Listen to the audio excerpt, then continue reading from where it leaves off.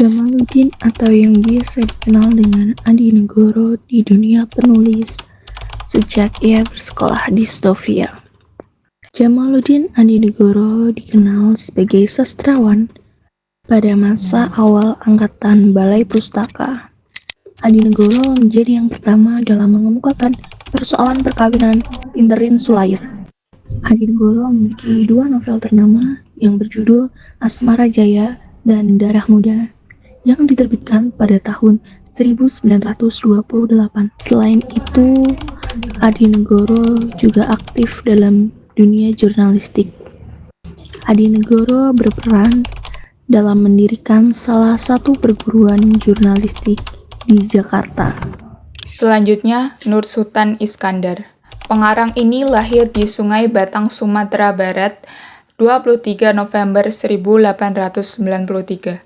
Dia pernah bekerja sebagai guru bantu di Muara Bliti dan Padang. Kemudian menjadi korektor di Fakultas Sastra Universitas Indonesia. Selain itu, dia juga menulis karya yang berupa saduran, yaitu pertama, Jangir Bali dari pengarang RMD Subir.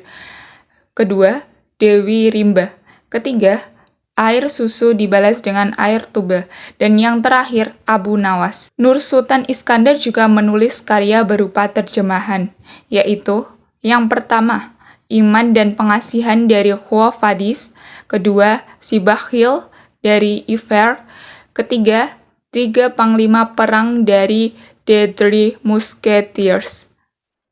Segar yang memberikan kontribusi signifikan kepada perjuangan kemerdekaan Indonesia, terutama di Sumatera.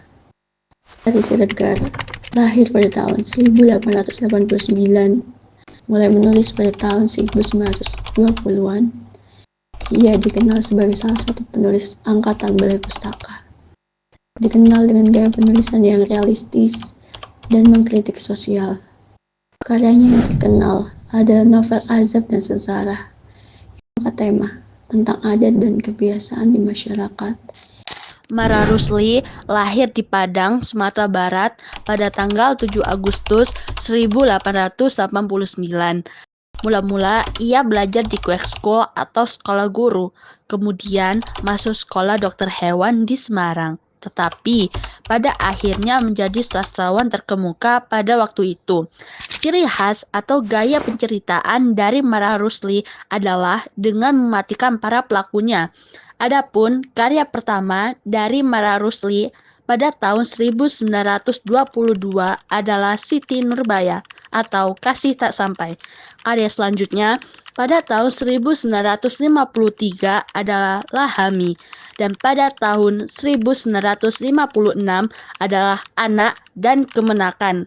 Beliau wafat pada tanggal 17 Januari 1968. 3 Juli 1883, pahlawan nasional pertama di Indonesia lahir. 3 Juli 1883, Abdul Muiz lahir di Sungai Buah, Bukit Tinggi.